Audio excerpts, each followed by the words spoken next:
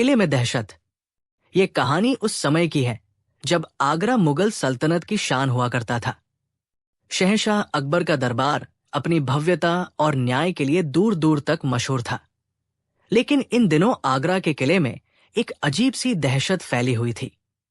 शुरुआत हुई किले के उत्तरी बुर्ज पर पहरा दे रहे दो संतरियों, दिलेर खान और फजल बेग के साथ। आधी रात का वक्त था। यमुना की लहरों पर चांद की रोशनी चांदी की तरह चमक रही थी।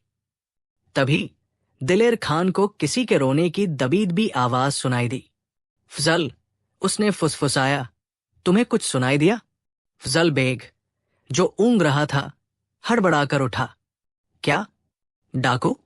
नहीं, सुनो। आवाज फिराई। एक औरत के सिसकने की आवाज, जो किसी गहरे कुएं से आ रही हो। दोनों संतरियों ने अपनी मशालें उठाईं। तभी बुर्ज के सामने वाले गलियारे के अंधेरे सिरे पर उन्हें एक परछाई दिखी। ये कोई आम परछाई नहीं थी।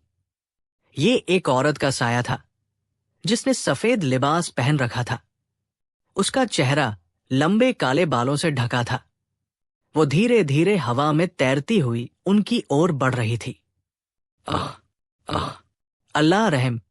दिलेर खान की चीख निकल गई। भूत! भागो! दोनों संतरी अपनी मशालें और भाले वही फेंक कर दीवानाम की तरफ ऐसे भागे मानो मौत उनके पीछे पड़ी हो। अगली सुबह ये खबर पूरे किले में आग की तरह फैल गई। ये कोई पहली घटना नहीं थी। पिछले एक हफ्ते से किले के अलग अलग हिस्सों, कभी अस्तबल में, कभी शाही रसोई के पास, इस सफेद साये को देखे जाने की खबरें आ रही थी। रसोई में रसोइयों ने कसम खाई कि उन्होंने रात में बर्तनों को अपने आप हवा में उड़ते और जोर जोर से बजते देखा है। मामला तब और गंभीर हो गया जब ये साया शाही हरम जनाना के पास दिखने लगा। रानियां और बेग में खौफ में थी। शहंशाह अकबर खुद परेशान हो गए। किले की सुरक्षा सल्तनत की नाक का सवाल थी, और अब उनके ही किले में एक भूत खुलेआम घूम रहा था। अध्याय 2, दरबार की बहस और मुल्ला की तरकीब। दीवान खास में आज माहौल गर्म था। अकबर के चेहरे पर चिंता की लकीरें साफ थी। ये क्या मजाक है? अकबर गरजे। मुगल सल्तनत के किले में एक भूत पहरेदारों को डरा रहा है और कोई कुछ नहीं कर पा रहा। हमारे सिपह सालार कहाँ है? सिपह सालार मान सिंह ने अदब से सिर झुकाया। जहां पनाह, हमने पहरा दोगुना कर दिया है, लेकिन हमारे सिपाही लड़ने से नहीं डरते। वे किसी ऐसी चीज से डर रहे हैं जिस पर तलवार का असर नहीं होता। दरबार में मौजूद बीरबल के सबसे बड़े प्रतिद्वंद्वी मुल्ला दो प्याजा को मौका मिल गया। वो अपनी जगह से उठा। गुस्ताखी माफ। जहां पनाह, मुल्ला ने अपनी दाढ़ी पर हाथ फेरते हुए कहा, लेकिन ये मामला तलवार का है ही नहीं, ये रूहानी मामला है। ये किला पुराना है, न जाने यहां कितनी रूहें भटकती होंगी। ये जरूर किसी अतृप्त आत्मा का साया है। दरबार के कई अमीर मुल्ला की बात से सहमत दिखे। हर कोई डरा हुआ था। तो फिर इसका हल क्या है, मुल्ला जी? अकबर ने पूछा। हल सीधा है, हुजूर, मुल्ला ने इतराते हुए कहा। हमें एक शाही शुद्धिकरण यज्ञ और महान फातिहा का आयोजन करना होगा। मैं आगरा के सबसे बड़े पीर फकीरों और पंडितों को बुलाऊंगा। हम किले के हर कोने में पवित्र जल और धूप का छिड़काव करेंगे। इस पर खर्च तो आएगा, हुजूर, कम से कम 50,000 अशरफिया। लेकिन रूह के आगे अशरफी क्या चीज है? अकबर ये भारी भरकम खर्च सुनकर सोच में पड़ गए। उनकी नजर बीरबल पर पड़ी, जो अब तक खामोश खड़े सब सुन रहे थे और मंद मंद मुस्कुरा रहे थे। बीरबल, अकबर ने कहा, आप खामोश क्यों हैं? और ये मुस्कुराने की क्या वजह है? क्या आपको सल्तनत की ईज़ की परवाह नहीं? बीरबल ने सिर झुकाया। परवाह है, जहांपनाह। बल्कि मैं तो ये सोचकर मुस्कुरा रहा था कि मुल्ला जी कितने किफायती हैं। मुल्ला चौंके। किफायती? मैंने 50,000 अशरफियों का खर्च बताया है। बीरबल ने कहा, वही तो। अगर भूत एक है तो 50,000। अगर कल को उस भूत का पूरा खानदान किले में रहने आ गया तो क्या हम सल्तनत का पूरा खजाना इन्हीं यज्ञों पर लुटा देंगे? दरबार में दबी हुई हंसी गूंज गई। अकबर भी मुस्कुरा दिए। तो फिर आप ही बताइए बीरबल, अकबर ने कहा, इस सायक का क्या किया जाए? बीरबल ने गंभीरता से कहा, जहांपनाह, मैंने आज तक किसी जिंदा इंसान को भूत बनते नहीं देखा और न ही किसी भूत को शाही खजाने में दिलचस्पी लेते देखा है। मतलब? अकबर ने पूछा। मतलब ये, हुजूर, कि कल रात जब ये साया हरम के पास देखा गया, ठीक उसी वक्त रानी सलीमा बेगम का बेशकीमती नूर-ए-चश्म हार भी गायब हो गया। क्या ये अजीब नहीं कि एक भूत को इंसानी जेवरात से इतना लगाव हो?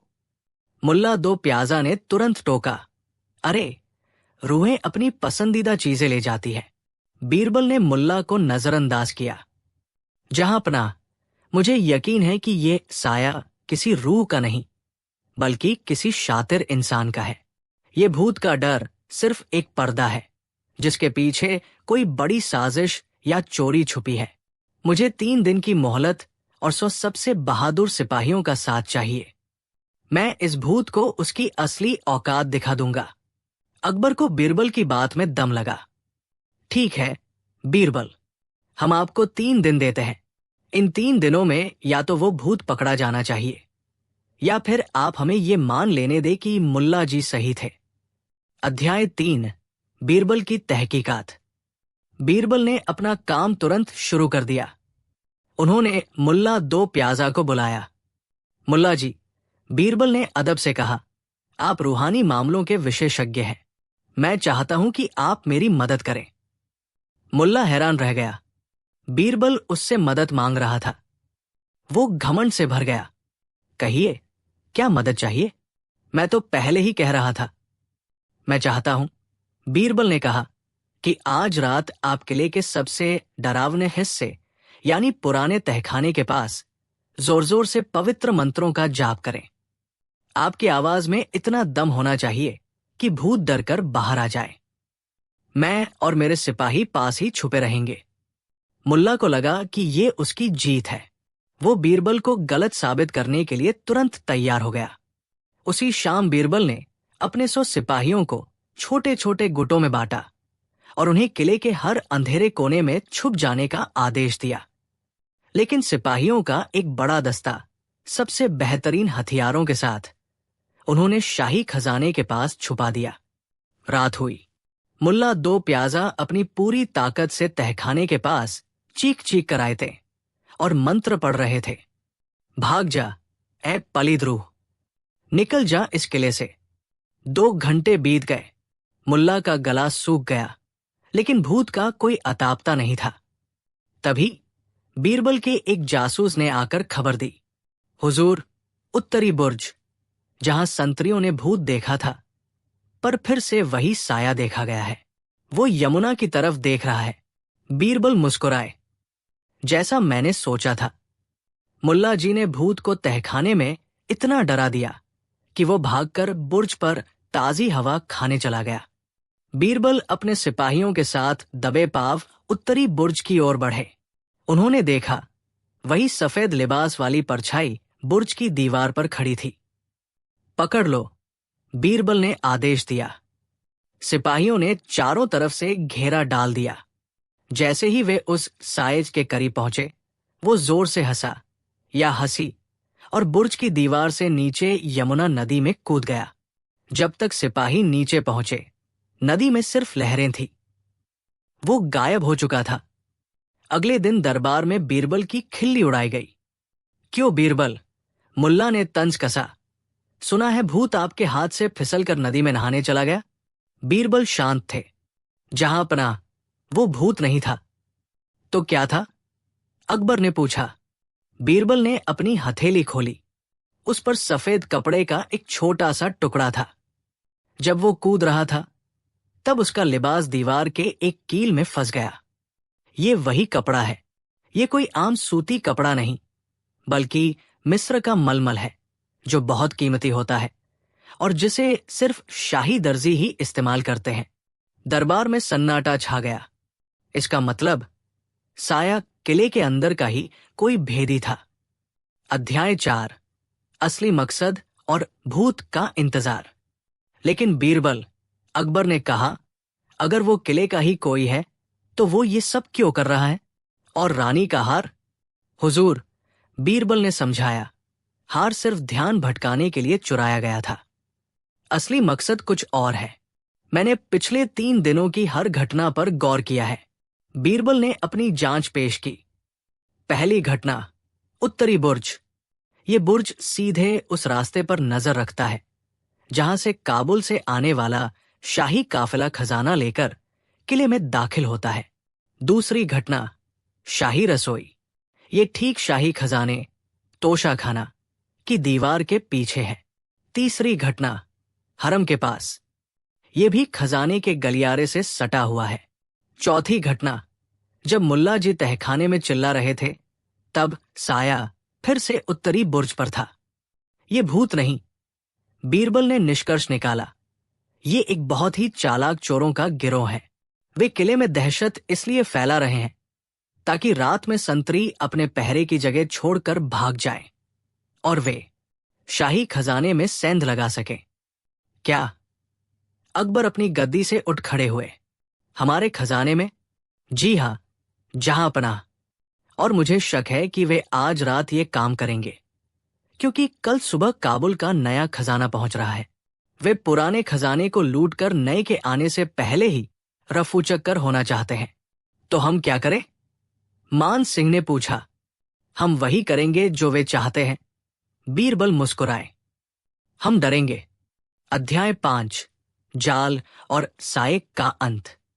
बीरबल की योजना के अनुसार उस रात किले में पहरा कमजोर कर दिया गया। सिपाहियों को हुक्म दिया गया कि जैसे ही उन्हें कोई आहट सुनाई दे वे डरने का नाटक करें और अपनी जगह छोड़कर भाग जाएं। मुल्ला 2 प्याजा को एक और काम दिया गया। उन्हें इस बार शाही खजाने के दरवाजे पर बैठकर जोर जोर से मंत्र पढ़ने को कहा गया। मुल्ला को लगा कि बीरबल ने हार मान ली है और अब उसी की रूहानी ताकतें काम आएंगी। वो खुशी खुशी खजाने के दरवाजे पर बैठ गए। आधी रात हुई। मुल्ला जोर जोर से चिल्ला रहे थे। तभी रसोई के रास्ते से जहां बर्तन रखे जाते थे 3 काली परछाइयां निकली। वे खजाने की बाहरी दीवार के पास पहुंची। ये मुल्ला बहुत शोर कर रहा है, एक ने फुसफुसाया। करने दो, दूसरे ने कहा। ये हमारे काम को आसान कर रहा है, इसके शोर में दीवार तोड़ने की आवाज छिप जाएगी। वे तीनों खजाने की उस दीवार को तोड़ने में लग गए जो रसोई से सटी थी। उन्हें नहीं पता था कि बीरबल, अकबर और मान सिंह खुद खजाने के अंदर अंधेरे में छुपे बैठे थे। जैसे ही दीवार में पहला सुराख हुआ और एक चोर ने अपना सिर अंदर डाला, बीरबल ने मशाल जला दी। भूत का स्वागत है, बीरबल ने कहा। चोरों ने अपने सामने शहंशाह अकबर और बीरबल को पाया। वे हक्के बक्के रह गए। पकड़ लो इन रूहों को, अकबर ने आदेश दिया। सिपाहियों ने तीनों को दबोच लिया। दरवाजे पर शोर सुनकर मुल्ला 2 प्याजा भी अंदर आए। क्या हुआ? क्या भूत आ गया? बीरबल ने तीनों चोरों की तरफ इशारा किया। जी मुल्ला जी, एक नहीं, 3-3। और ये ऐसे भूत हैं जिन पर तलवार का असर खूब होता है। जब चोरों के नकाब उतारे गए तो सब हैरान रह गए। उनका सरगना कोई और नहीं बल्कि शाही खजाने का ही एक मुंशी नूरुद्दीन था। मिस्र का मलमल उसी ने चुराया था और वही सफेद साया बनकर घूमता था। बाकी 2 उसके साथी थे जो रसोई में काम करते थे। नूरुद्दीन ने ही रानी सलीमा का हार चुराया था जो उसके पास से बरामद हो गया ताकि शक चोरी पर जाए, भूत पर नहीं। लेकिन बीरबल की नजर खजाने पर थी। वो जानता था कि ये सब दहशत एक बड़ी लूट के लिए है। अध्याय 6, इनाम और इंसाफ। अगले दिन दरबार लगा। तीनों चोरों ने अपना गुनाह कबूल कर लिया। उन्हें सल्तनत के साथ गद्दारी के जुर्म में सजाए मौत दी गई। शहंशाह अकबर बीरबल से बहुत प्रसन्न हुए। बीरबल, अकबर ने कहा, आपने न सिर्फ हमारा खजाना बचाया बल्कि सल्तनत को भूत के डर से भी आजाद कर दिया। आपने साबित कर दिया कि सबसे बड़ा भूत इंसान के दिमाग में बैठा वहशी डर, अंधविश्वास ही होता है। उन्होंने बीरबल को 10,000 अशरफिया और एक जागीर इनाम में दी। दरबार मुल्ला दो प्याजा की तरफ देख रहा था जो शर्मिंदगी से लाल हो रहे थे। और मुल्ला जी, अकबर ने मुस्कुराते हुए कहा, हमें खुशी है कि आपके जोर जोर से मंत्र पढ़ने की वजह से चोरों का काम आसान हो गया और वे जल्दी पकड़े गए। आपकी रूहानी ताकतें भी काम आई। मुल्ला कुछ न कह सके, बस सिर झुका लिया। बीरबल ने विनम्रता से कहा, जहां पनाह, ये मेरी नहीं, आपकी सल्तनत के इंसाफ की जीत है। साया कितना भी डरावना हो, जब अक्ल और हिम्मत की रोशनी पड़ती है तो वो गायब हो ही जाता है। पूरा दरबार शहंशाह अकबर और राजा बीरबल के जयकारों से गूंज उठा। एक बार बादशाह अकबर अपनी सुबह की सभा दरबार में बैठे थे। मौसम बहुत सुहावना था और दरबार में चारों ओर शांति थी। तभी एक अमीर व्यापारी दरबार में आया और बादशाह को भेंट उपहार में एक जराऊ हार पेश किया जिसमें हीरे, मोती और पन्ने लगे थे। वो हार इतना कीमती था कि पूरे राज्य में उसकी सुंदरता की मिसाल दी जा सकती थी। हार को देखकर अकबर बहुत प्रसन्न हुए। उन्होंने व्यापारी की खूब प्रशंसा की, लेकिन उनके मन में अचानक एक विचार आया। अकबर ने हार को एक तरफ रखा और दरबारियों की ओर देखते हुए एक गंभीर सवाल किया, ए मेरे दरबारियों, इस संसार में सबसे बड़ी दौलत क्या है? क्या ये सोना चांदी है? क्या ये कीमती जवाहरात है या कोई और चीज? दरबार में सन्नाटा छा गया। सबने अपनी अपनी राय देनी शुरू की। एक दरबारी ने कहा, जहां पनाह, सबसे बड़ी दौलत तो सोना है क्योंकि ये शक्ति और सत्ता देता है। दूसरे ने कहा, नहीं हुजूर, सबसे बड़ी दौलत तो जमीन है क्योंकि ये अन्न और रहने की जगह देती है। तीसरे ने कहा, बादशाह सलामत, मेरी राय में सबसे बड़ी दौलत तो सेहत, स्वास्थ्य है क्योंकि एक स्वस्थ शरीर के बिना दौलत किसी काम की नहीं। अकबर ने सबका तर्क सुना, लेकिन किसी भी जवाब से वे पूरी तरह संतुष्ट नहीं हुए। आखिरकार उनकी आंखें बीरबल को तलाशने लगी। बीरबल, बादशाह ने आवाज दी, तुम चुप क्यों हो?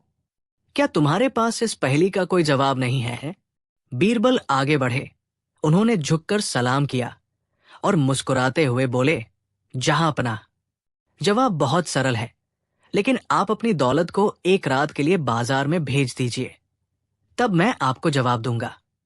अकबर कुछ देर सोचते रहे। ये कैसी अजीब शर्त है? फिर भी उन्हें बीरबल की बुद्धिमानी पर पूरा भरोसा था। ठीक है बीरबल, मैं तुम्हें ये चुनौती देता हूं, अकबर ने कहा। रात का सफर।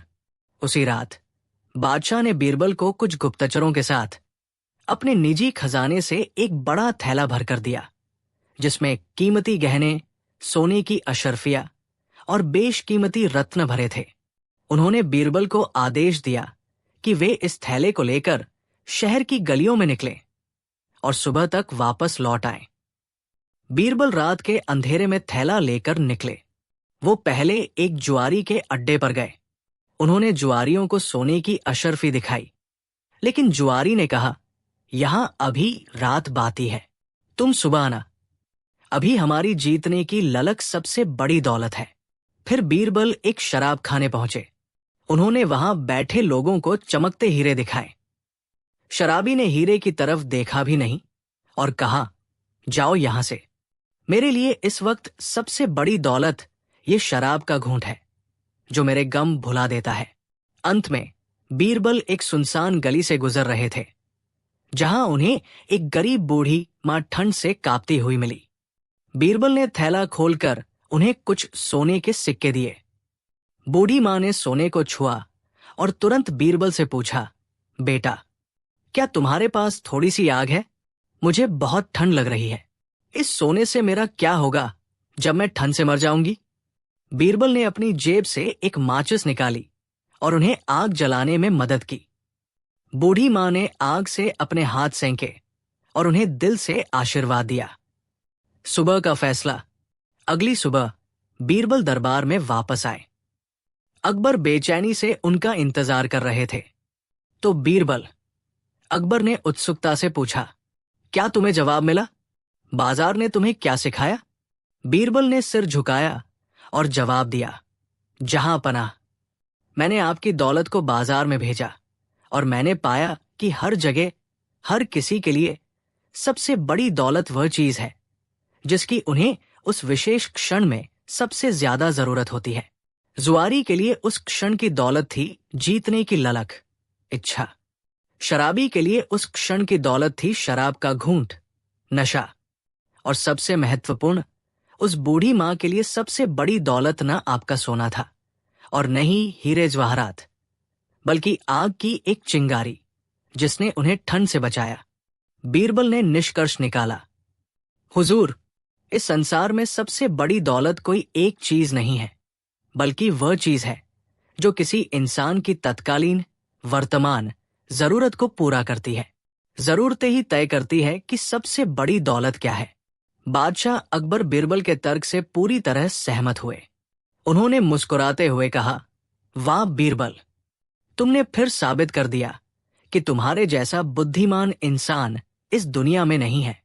वास्तव में सही समय पर सही चीज ही सबसे बड़ी दौलत होती है।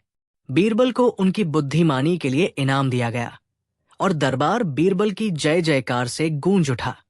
आगे आप क्या जानना चाहेंगे? क्या आप बीरबल की कोई और नई पहेली सुनना चाहेंगे? क्या मैं आपके लिए किसी और विषय पर कहानी लिखूं?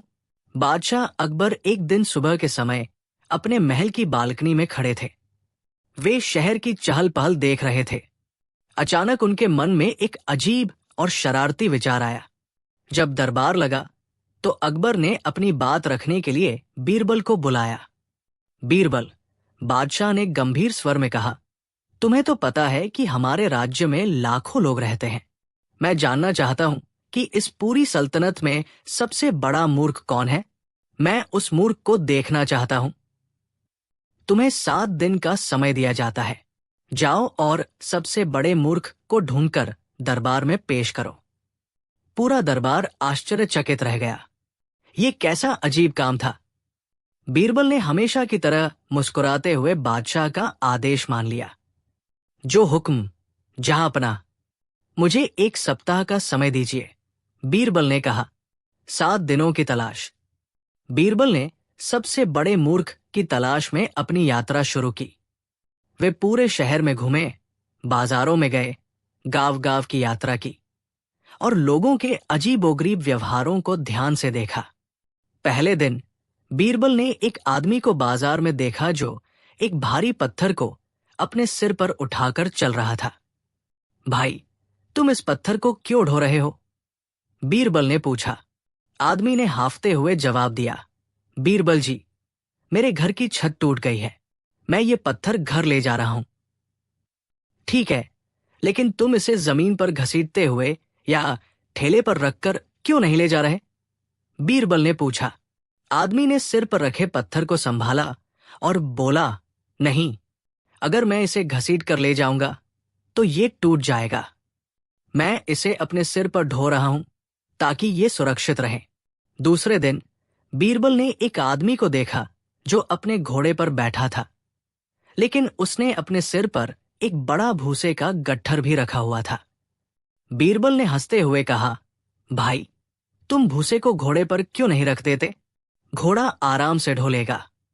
आदमी ने मासूमियत से जवाब दिया, अरे बीरबल जी, ये भूसे का गट्ठर बहुत भारी है।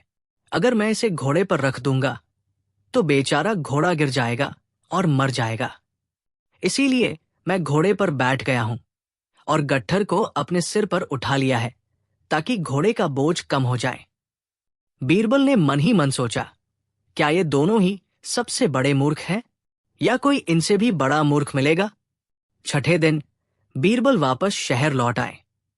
वो अब भी उलझन में थे। उन्हें लगा कि उन्होंने जिस आदमी को भूसे के गट्ठर के साथ देखा था वही सबसे बड़ा मूर्ख है। अगले दिन, 7वें दिन, बीरबल दरबार में हाजिर हुए। उनके हाथ में कुछ भी नहीं था सिवाय एक कागज के टुकड़े के। सबसे बड़े मूर्ख का परिचय। बादशाह अकबर ने इंतजार किया और जब बीरबल आए तो पूछा, बीरबल, क्या तुम सबसे बड़े मूर्ख को लेकर आए हो? कहाँ है वो? बीरबल ने सिर झुकाकर कहा, क्षमा करें जहांपनाह, मुझे आपके आदेश को पूरा करने के लिए केवल 2 लोग मिले जो बड़े मूर्ख कहलाने के लायक थे। बीरबल ने फिर दरबार में उन 2 आदमियों की कहानियां सुनाई। एक वो जो पत्थर को टूट जाने के डर से सिर पर ढो रहा था, और दूसरा वो जिसने घोड़े पर बैठे हुए भी भूसे का गट्ठर सिर पर उठा लिया था।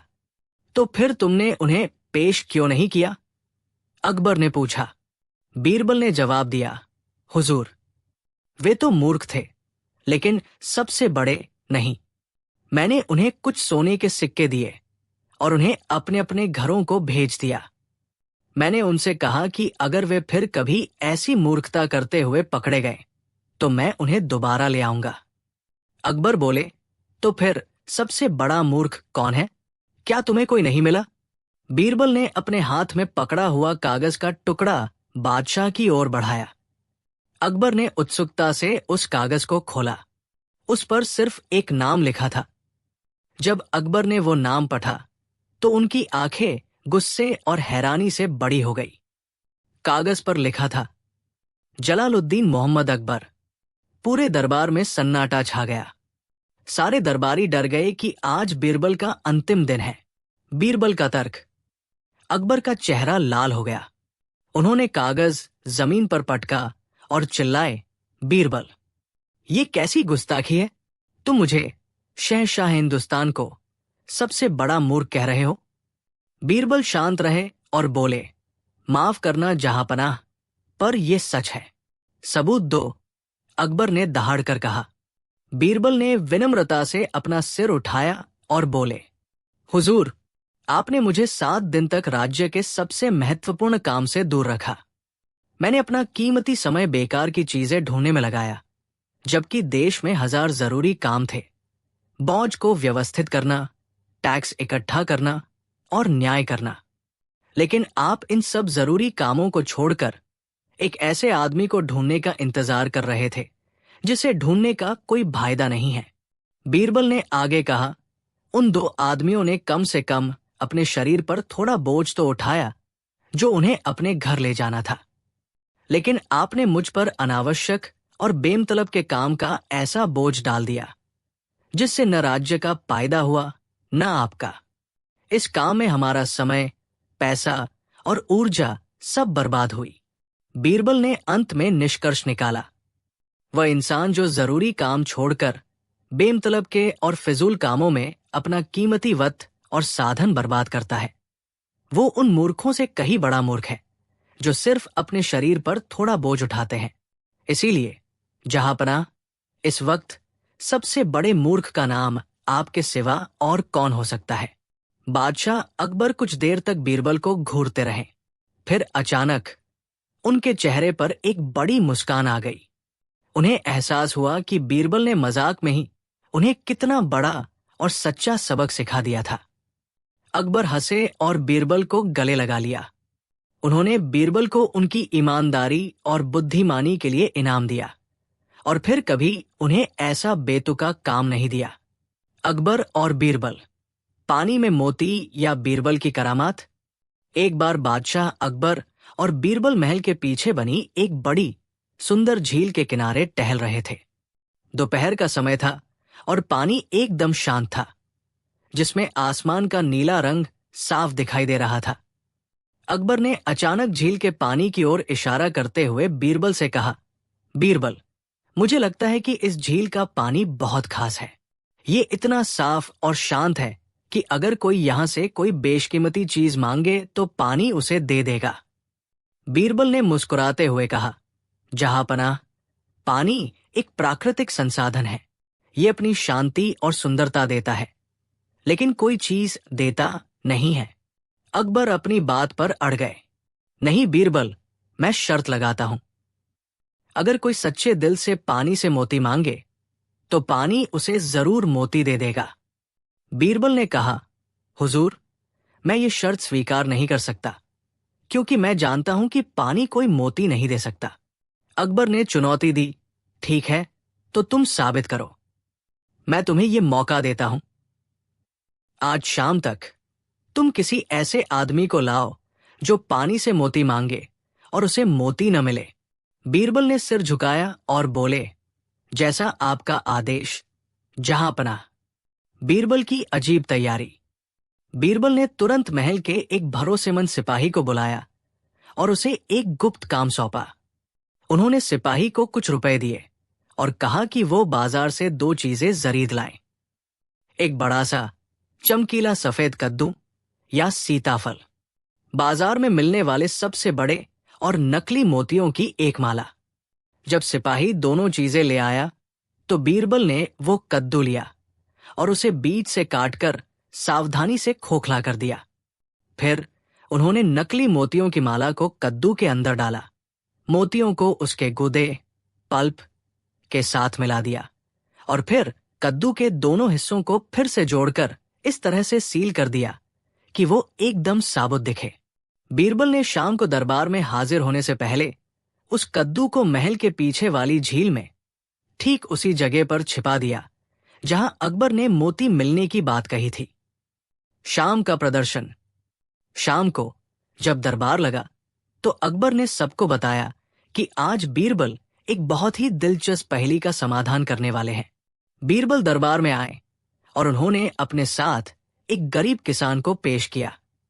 किसान बहुत ही सीधा सादा और साधारण दिखने वाला आदमी था।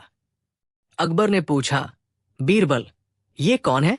बीरबल ने जवाब दिया, जहां पनाह, ये आदमी बहुत भोला भाला और ईश्वर पर बहुत भरोसा रखने वाला है। ये आज आपकी शर्त को पूरा करेगा। किसान को झील के किनारे लाया गया। बीरबल ने किसान से कहा, तुमने सुना ना, हमारे बादशाह क्या कह रहे हैं? अगर तुम सच्चे दिल से इस शांत और सुंदर पानी से एक बेशकीमती मोती मांगोगे तो तुम्हें जरूर मिलेगा। मांगो। किसान ने अपने हाथ जोड़े, आंखें बंद की और पूरी श्रद्धा से झील के पानी से मोती मांगा। जैसे ही किसान ने अपनी आंखें खोली, उसे पानी में एक बड़ा चमकीला सफेद कद्दू तैरता हुआ दिखाई दिया, ठीक वही जहां बीरबल ने उसे छिपाया था। किसान खुशी से चिल्लाया, अरे वाह, मुझे मिल गया, पानी ने मेरी प्रार्थना सुन ली। किसान ने दौड़कर वो कद्दू उठाया और उसे अकबर के सामने पेश किया। अकबर ये देखकर हैरान रह गए। उन्होंने सोचा, ये कैसा मोती है? ये तो बस एक साधारण कद्दू है। ये क्या है बीरबल? ये तो एक कद्दू है, मोती नहीं, अकबर ने कहा। बीरबल ने किसान से पूछा, तुमने क्या मांगा था? किसान ने भोला सा जवाब दिया, मैंने सच्चा मोती मांगा था, लेकिन ये कद्दू भी तो मोती जैसा ही सफेद और गोल है। मेरे जैसे गरीब आदमी के लिए यही प्रकृति का मोती है। मैं इसे घर ले जाकर अपनी भूख मिटाऊंगा। अकबर और सारे दरबारी मुस्कुरा रहे थे। तभी बीरबल ने अचानक उस किसान से वो कद्दू छीन लिया और जमीन पर जोर से पटका। कद्दू टूट गया और उसके अंदर से सैकड़ों नकली बड़े बड़े मोती जमीन पर बिखर गए। पूरे दरबार में हंगामा मच गया। बीरबल का अंतिम तर्क। अकबर हैरान थे। ये क्या? मोती कद्दू के अंदर? बीरबल, ये कैसी जादूगरी है? बीरबल ने किसान को मोती उठाकर वापस दे दिए और बादशाह की ओर देखकर बोले, जहां पनाह, ये कोई जादूगरी नहीं, बल्कि सच का प्रमाण है। बीरबल ने तर्क दिया, आपने कहा था कि अगर कोई सच्चे दिल से मोती मांगेगा तो पानी उसे देगा। और देखिए, किसान को पानी से कद्दू मिला जो उसकी नजर में मोती ही था। लेकिन हुजूर, आपने ये भी कहा था कि मैं ऐसे आदमी को लाऊं जिसे मोती न मिले। बीरबल ने हंसते हुए कहा, महाराज, यदि मैं किसान को ये नकली मोती सीधे बाजार से लाकर दे देता तो वो खुशी से मान लेता कि पानी ने ही ये दिए हैं। इस तरह आप शर्त जीत जाते और मैं हार जाता। बीरबल ने अपनी उंगली जमीन पर बिखरे मोतियों की ओर करके कहा, लेकिन असलियत यह है कि पानी ने कभी मोती नहीं दिए। ये मोती तो मैंने अपनी बुद्धिमानी से कद्दू के अंदर छिपाए थे। इसलिए किसान को असलियत में मोती नहीं मिले, बल्कि उसे मेरी करामात मिली। इस प्रकार आपकी शर्त गलत साबित हुई। अकबर जोर से हंस पड़े।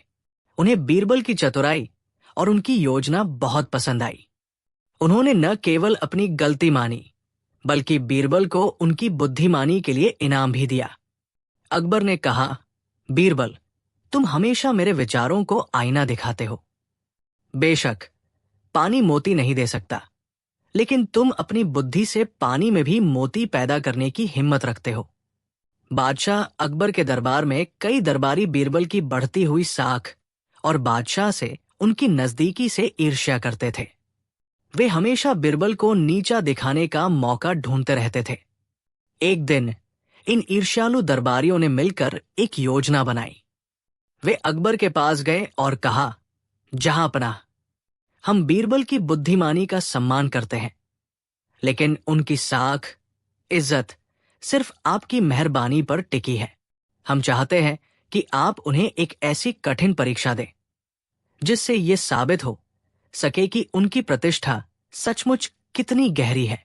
अकबर, जिन्हें बीरबल की परीक्षा लेना हमेशा पसंद आता था, सहमत हो गए। उन्होंने बीरबल को बुलाया और कहा, बीरबल, तुम्हारी साख को आजमाने के लिए मैं तुम्हें एक चुनौती देता हूं। तुम्हें लोगों के बीच से 3 ऐसी चीजें लानी होंगी जिनकी कीमत सोने या हीरे से नहीं, बल्कि केवल उनकी साख से तय होती हो। अकबर ने आगे कहा, तुम्हारे पास 10 दिन का समय है। यदि तुम इन 3 चीजों को लाने में विफल रहे तो तुम्हारी पद छीन ली जाएगी और तुम्हारी साख हमेशा के लिए मिट्टी में मिल जाएगी। बीरबल ने सिर झुकाया, चुनौती स्वीकार की और 10 दिन बाद हाजिर होने का वादा करके दरबार से चले गए। साख की खोज। बीरबल ने 10 दिन तक शहर के कोने कोने में घूमे। वो सोना या जवाहरात नहीं, बल्कि भरोसा, ईमानदारी और वचन जैसी अमूल्य चीजों की तलाश कर रहे थे। पहला दिन, शुद्ध ईमानदारी। बीरबल ने एक बाजार में देखा कि एक बूढ़ा किसान अपने गधे पर ताजी सब्जियों का एक बड़ा गट्ठर लेकर जा रहा था। रास्ते में एक छोटा लड़का भागा और किसान की टोकरी से एक सब्जी चुराकर भागने लगा। किसान ने लड़के को पकड़ लिया।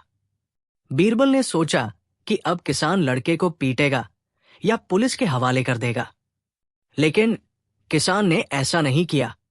उसने लड़के को प्यार से समझाया और कहा, बेटा, अगर तुम्हें भूख लगी थी तो तुम मांग लेते। चोरी करना अच्छी बात नहीं है। किसान ने उस लड़के को 2 और सब्जियां दी और उसे प्यार से भेज दिया। बीरबल तुरंत किसान के पास गए और उससे कहा, भाई, तुमने उस लड़के को सजा क्यों नहीं दी? किसान ने कहा, गरीब बच्चा है। मेरी ईमानदारी मुझे ये सिखाती है कि भूख से बड़ा कोई धर्म नहीं। मैंने उसे माफ कर दिया। बीरबल ने तुरंत अपनी जेब से एक चांदी का सिक्का निकाला और किसान को दिया। उन्होंने कहा, आपकी शुद्ध ईमानदारी अमूल्य है। मैं इसे अपने बादशाह के लिए ले जा रहा हूं। किसान ने सिक्का लेने से मना किया, लेकिन बीरबल ने आग्रह किया।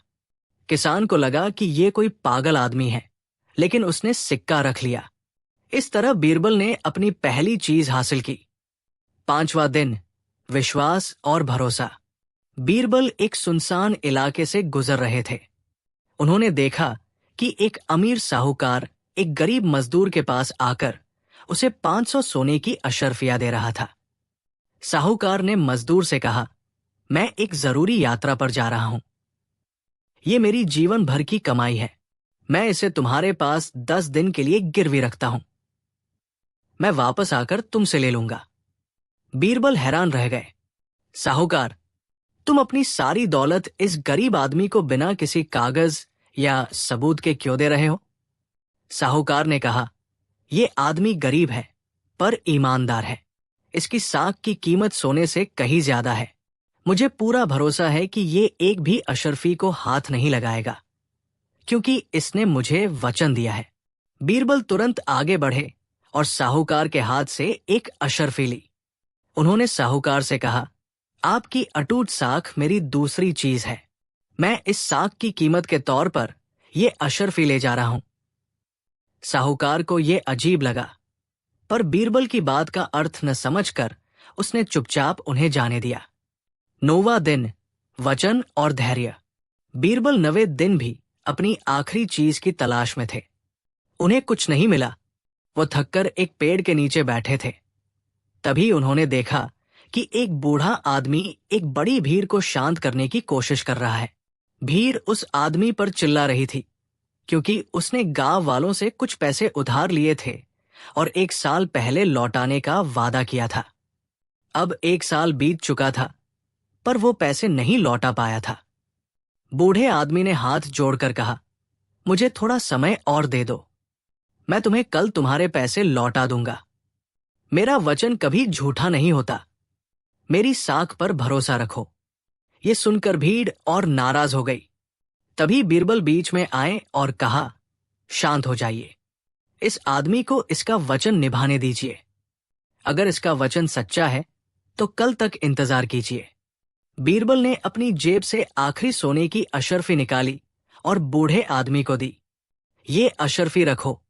ये तुम्हारे वचन की कीमत है।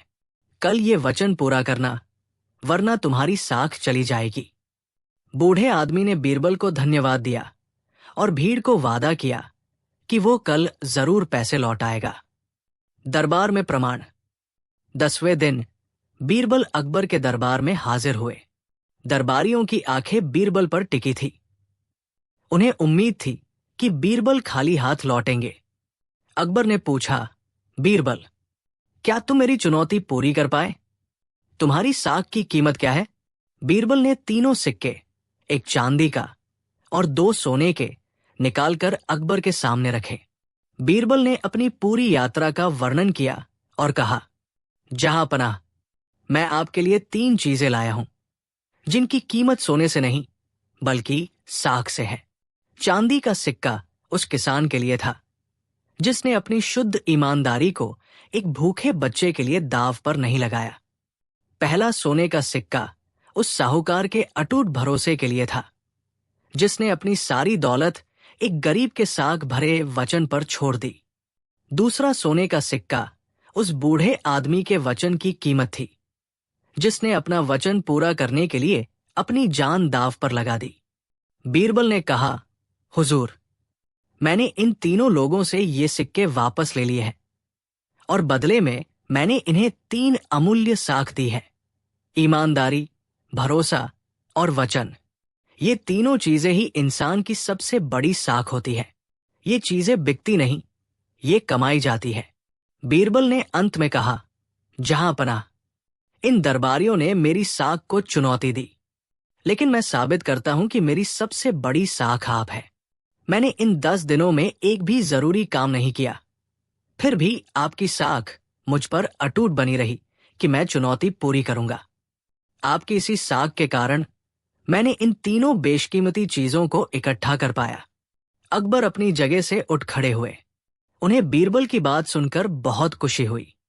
दरबारियों के चेहरे उतर गए। वाह बीरबल, तुमने हमेशा की तरह साबित कर दिया कि साख का मोल सोने से नहीं बल्कि कर्म और वचन से होता है। तुम मेरी सबसे बड़ी साख हो।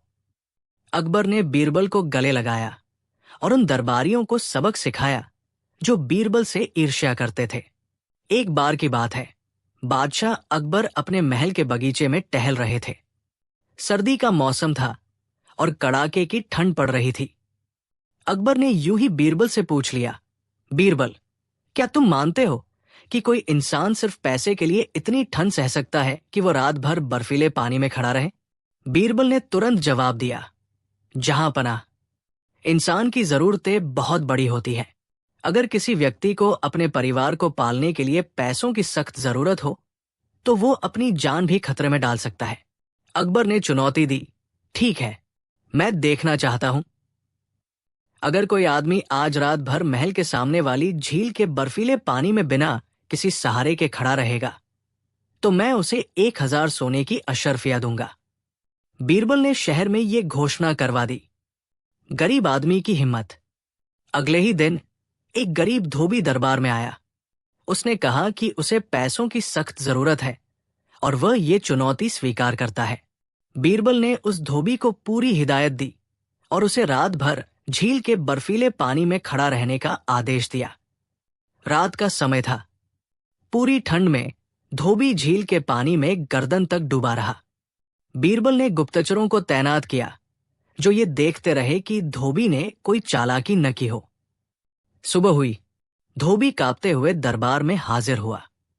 उसके होंठ नीले पड़ चुके थे, लेकिन उसके चेहरे पर खुशी थी कि उसने रात पूरी कर ली।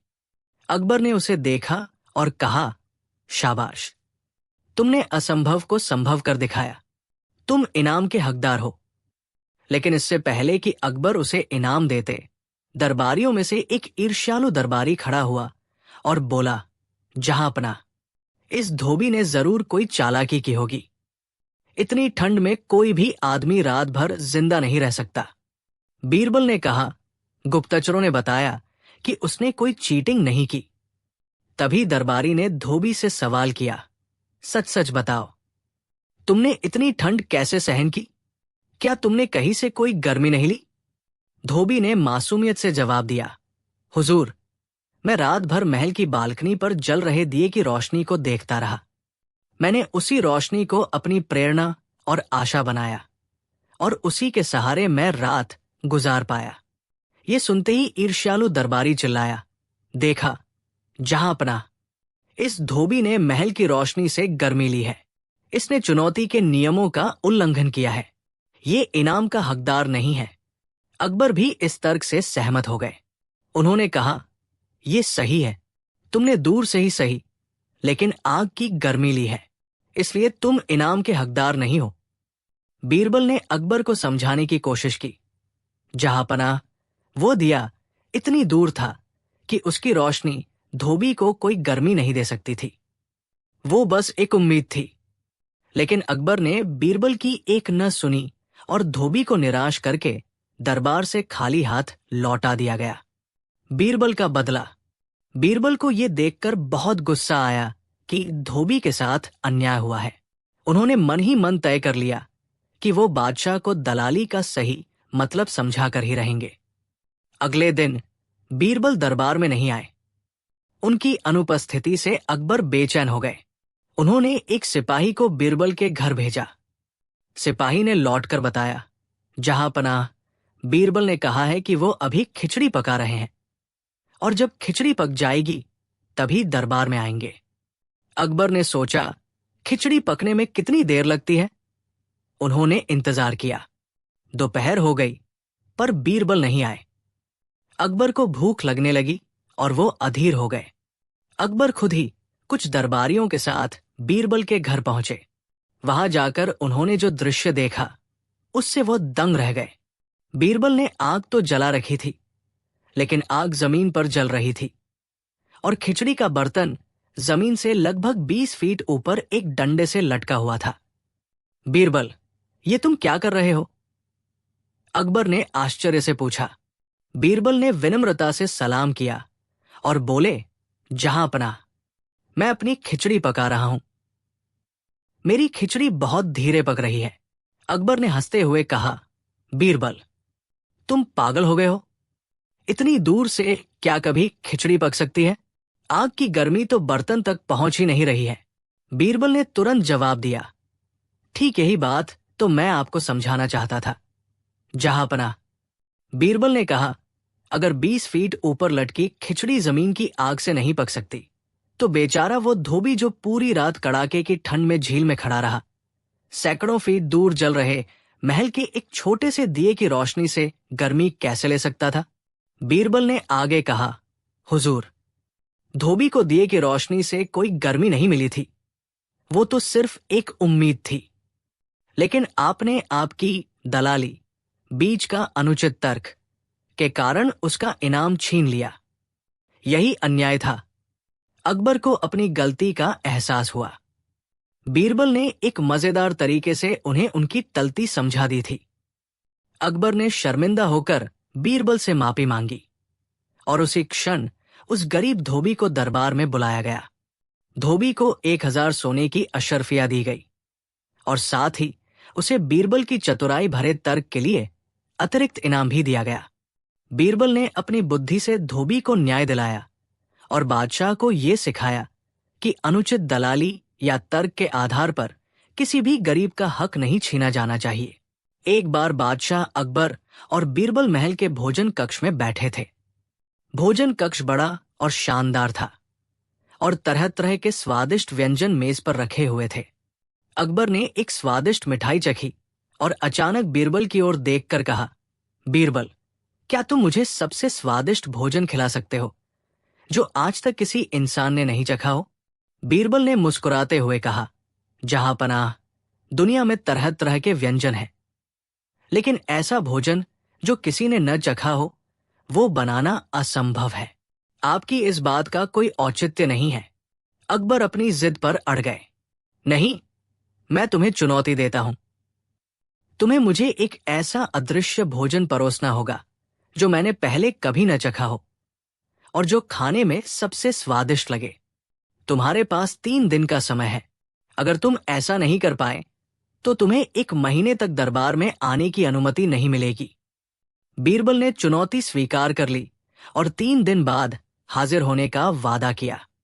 तैयारी और योजना। बीरबल घर गए और उन्होंने अपना समय बाजार में या रसोई में नहीं बल्कि शहर के एक गरीब इलाके में बिताया। वो लोगों की जरूरतों और उनके जीवन की कठिनाइयों को ध्यान से देखते रहे। इधर अकबर बहुत उत्सुक थे कि बीरबल उनके लिए क्या लाते हैं। दरबार के ईर्ष्यालु दरबारी तो खुश थे कि इस बार बीरबल जरूर हार जाएंगे। 3 दिन बाद बीरबल दरबार में हाजिर हुए। तो बीरबल, अकबर ने उत्सुकता से पूछा, क्या तुम मेरे लिए वो अदृश्य, अनूठा और स्वादिष्ट भोजन लाए हो? बीरबल ने सिर झुकाया और कहा, जी हां, जहांपनाह, मैंने आपके लिए भोजन तैयार कर लिया है जो दुनिया में सबसे अनोखा है, लेकिन इसे खाने के लिए आपको मेरे साथ आज रात चलना होगा। अकबर सहमत हो गए। अदृश्य भोजन की दावत। उसी रात अकबर और बीरबल वेश बदलकर शहर की गलियों में निकल पड़े। रात अंधेरी और ठंडी थी। बीरबल अकबर को एक सुनसान और गरीब बस्ती में ले गए।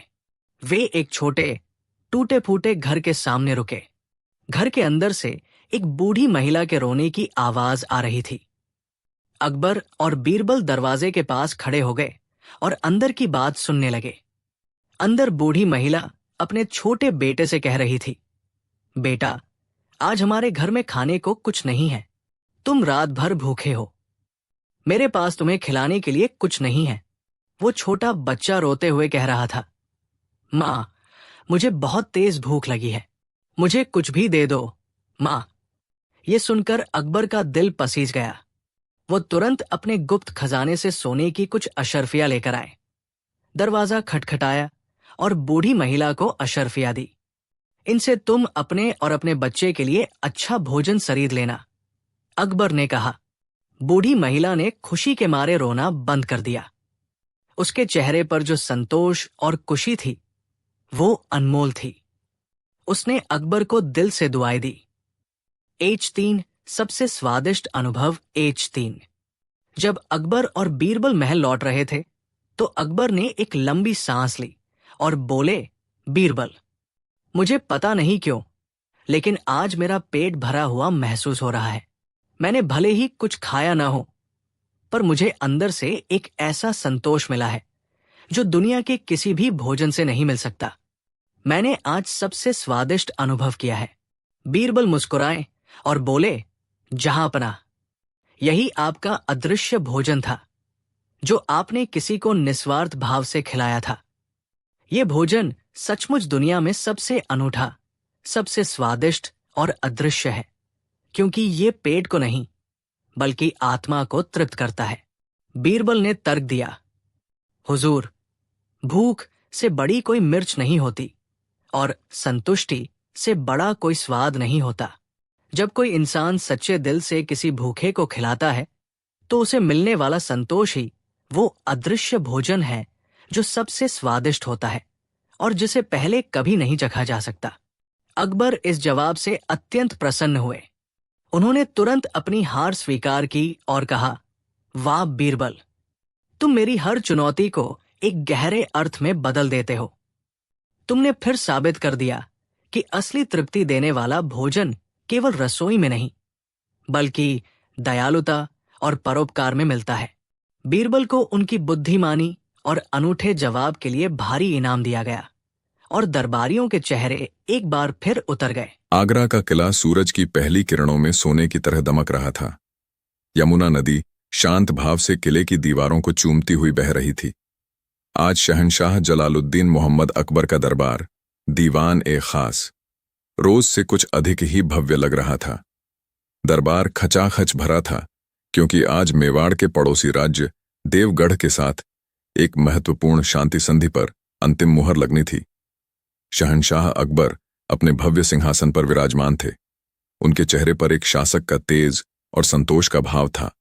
उनके नवरत्नों में उनके सबसे प्रिय और बुद्धिमान सलाहकार राजा बीरबल हमेशा की तरह शांत और सधे हुए भाव से उनके दाहिनी ओर खड़े थे।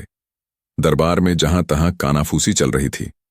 बीरबल की बढ़ती प्रतिष्ठा और शहंशाह से उनकी निकटता दरबार के कई अमीरों और वजीरों को खटकती थी। इनमें सबसे प्रमुख थे शाही खजांची मीर कासिम। मीर कासिम एक चालाक और महत्वाकांक्षी व्यक्ति था। वह वर्षों से वजीर ए आजम, प्रधानमंत्री बनने का सपना देख रहा था, लेकिन बीरबल के होते हुए यह असंभव था। मीर कासिम ने अपने दो साथियों, सेना के एक छोटे सिपहसालार बख्तावर खान और शाही दस्तावेजों के रक्षक मुंशी जियाउद्दीन के साथ मिलकर एक गहरी साजिश रची थी। आज वो दिन है। मीर कासिम ने दरबार शुरू होने से पहले बख्तावर से फुसफुसाया, देवगढ़ की यह संधि बादशाह के लिए सब कुछ है। अगर यह संधि खो जाए और इल्जाम बीरबल पर आ जाए तो बादशाह का विश्वास हमेशा के लिए टूट जाएगा। बख्तावर ने घबराते हुए कहा, लेकिन मीर साहब, शाही फरमान पर मुहर लगने के बाद उसे शाही खजाने की तिजोरी में रखा जाएगा। वहां से उसे निकालना नामुमकिन है। मीर कासिम मुस्कुराया, मैं खजांची हूं, मेरे लिए कुछ भी नामुमकिन नहीं। बस तुम मुंशी जियाउद्दीन को तैयार रखना, उसे बस एक छोटा सा काम करना है। अध्याय 2, देवगढ़ की संधि और फरमान का गायब होना। देवगढ़ के दूत राजा संग्राम सिंह को पूरे सम्मान के साथ पेश किया गया। संधि के दस्तावेज पढ़े गए।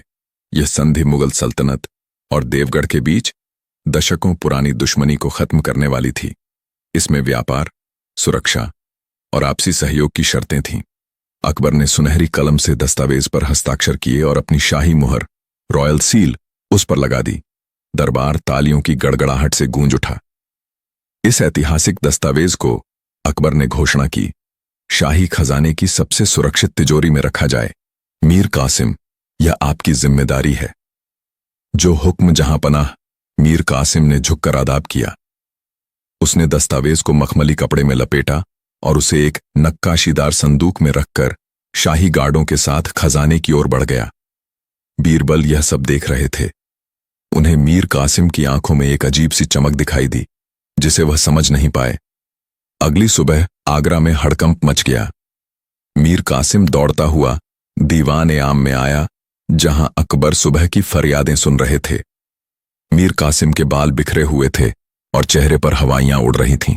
गजब हो गया जहांपनाह, लुट गए, सल्तनत की इज्जत खाक में मिल गई। वह जमीन पर गिर पड़ा। अकबर अपनी जगह से खड़े हो गए। मीर कासिम, होश में आओ, क्या हुआ? जहांपनाह, शाही फरमान, देवगढ़ की संधि तिजोरी से गायब है। एक पल के लिए पूरे दरबार में सन्नाटा छा गया। यह एक छोटी मोटी चोरी नहीं थी, यह सल्तनत पर हमला था। देवगढ़ के दूत अभी आगरा में ही थे। अगर उन्हें यह पता चलता तो यह युद्ध का ऐलान हो सकता था। यह नामुमकिन है। अकबर गरजे, तिजोरी की चाबी तुम्हारे पास और एक मेरे पास रहती है। तिजोरी तोड़ी गई? नहीं हुजूर, मीर कासिम ने कांपते हुए कहा। तिजोरी बिल्कुल सही सलामत है, उसे शाही चाबी से ही खोला गया है, लेकिन फरमान गायब है। सबकी नजरें बीरबल पर टिक गईं। दूसरी चाबी बादशाह के पास होती थी, जो हमेशा उनके कक्ष में रहती थी। वहां तक पहुंचना असंभव था। अध्याय 3, संदेह की सुई और बीरबल पर इल्जाम। अकबर ने तुरंत बीरबल को जांच का हुक्म दिया। बीरबल, हमें 24 घंटे के भीतर वह फरमान चाहिए। यह सल्तनत की इज्जत का सवाल है। बीरबल ने सिर झुकाया और जांच शुरू की। वह सीधे खजाने में गए। उन्होंने तिजोरी का मुआयना किया। मीर कासिम सही कह रहा था। तिजोरी को जरा भी नुकसान नहीं पहुंचाया गया था। मीर कासिम, बीरबल ने पूछा, कल जब आपने फरमान रखा तब आपके साथ कौन था?